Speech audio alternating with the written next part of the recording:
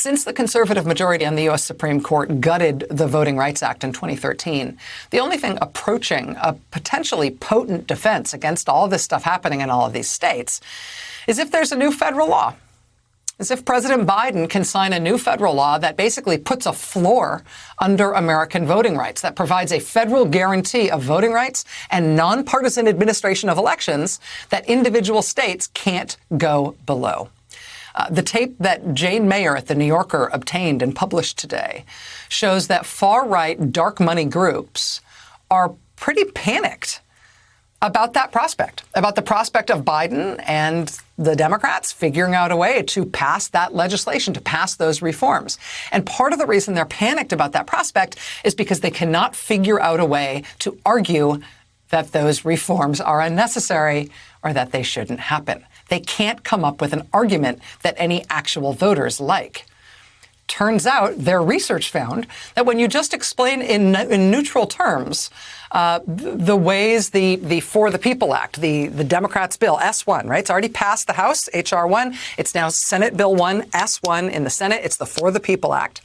What the research found that was funded by far-right dark money billionaire groups is that if you describe in neutral terms what that bill does, if you just say just the facts of what Democrats are trying to do there, that it would protect voting rights at the same level for every American in every state.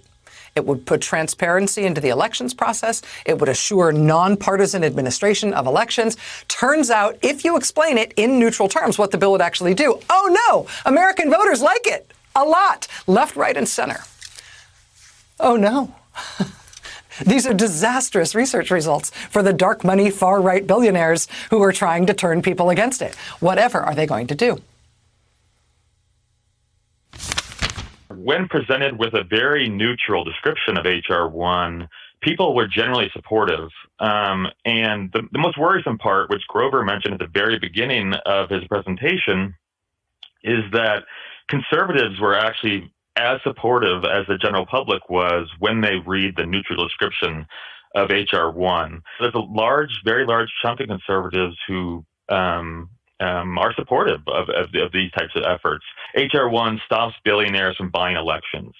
Unfortunately, we found that is a winning message for both, the general public and also conservatives. That simple message, but far and away resonated with people. And when they had to compare that message versus tons of other ones, they were most persuaded by that. And they found that to be most convincing and most, it riled them up the most. Imagine you're a researcher who's been hired by billionaires who buy elections as like their hobby, their sport, their real raison d'etre in the world, right? You have been hired by billionaires who have been playing with American politics as a hobby, right? They are the dark money billionaires to end all dark money billionaires in politics. They have hired you to do research on this bill the Democrats are thinking about. What you find when you message test that bill is, when you tell people what the bill would do, H.R. 1 stops billionaires from buying elections. What do you find in your research? Quoting the researcher directly, quote, "Unfortunately, we found that is a winning message for both the general public and also conservatives. I'm really sorry, sir, boss. Thank you for the funding for the research. May I please stay employed here? But I just found out that people don't want you to do what you do. Want me to put a fine point on it? Because I can. I mean, pity the poor billionaires who commissioned this research. Turns out the public really doesn't want them controlling our elections with giant secret infusions of money that they never have to disclose and that let them play with American democracy like a mad dog plays with a rag doll. Yeah, it turns out Americans don't like that, not even conservatives like that. What are they going to do?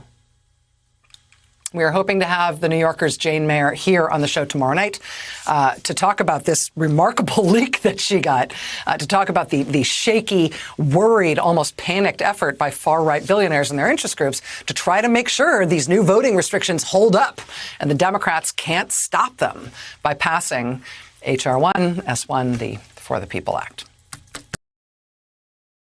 Hey, thanks for watching our YouTube channel. You should know that you can follow today's top stories and breaking news and catch up on your favorite MSNBC shows all in one place.